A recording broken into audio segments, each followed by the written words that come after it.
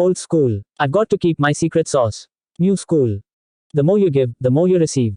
This is why I wrote this book with Dave Kettner. He is a giving teacher first, and when it comes to being an Amazon entrepreneur, Dave's got a lot to give. Robert Kiyosaki. Shane Canelier. Everything we think we know about entrepreneurs is wrong.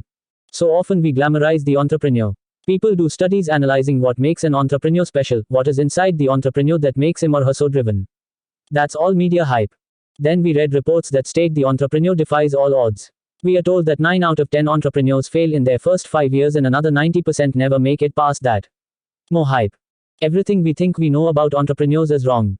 Let me break it down for you. When those researchers study entrepreneurs, they seem to only want to focus on the biggest, the most groundbreaking and influential entrepreneurs. They study Bill Gates, Richard Branson, Donald Trump, and Steve Jobs. Then they tell us we don't stand up to them. They tell us to go back to our jobs and quit dreaming of being an entrepreneur. It's just media worship and media hype. So what about those stats about failing entrepreneurs? Those stats are incredibly misleading. Those figures come from the IRS. Many people often try to turn their hobby into a tax deduction. The way they do this is to create a business around their hobby and then deduct all the money they spend on their hobby as a business deduction. Guess what? You can't do that for very long. If you try to do it for more than 5 years, you are going to get audited.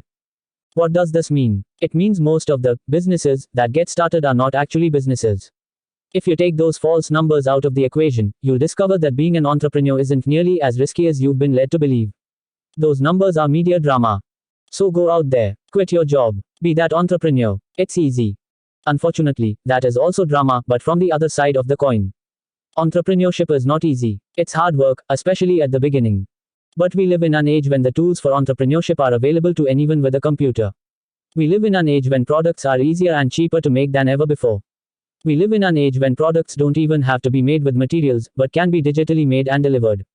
That is great, but it's not what makes this time the best time to be an entrepreneur. There are 2 things that make today the greatest entrepreneurial age. 1. We have access to teachers like never before. 2. You can start a business from home while still working at your job. I think the first point is obvious enough, so let's focus on the second point. Chances are you have a job. Chances are your job sucks. But you've learned a few things from this job, mainly, you don't like being an employee. You don't like working for a corporation with no soul. You don't like being invisible and unappreciated. You don't like not making a difference in the world. And you don't like that you are going down the same path as your parents.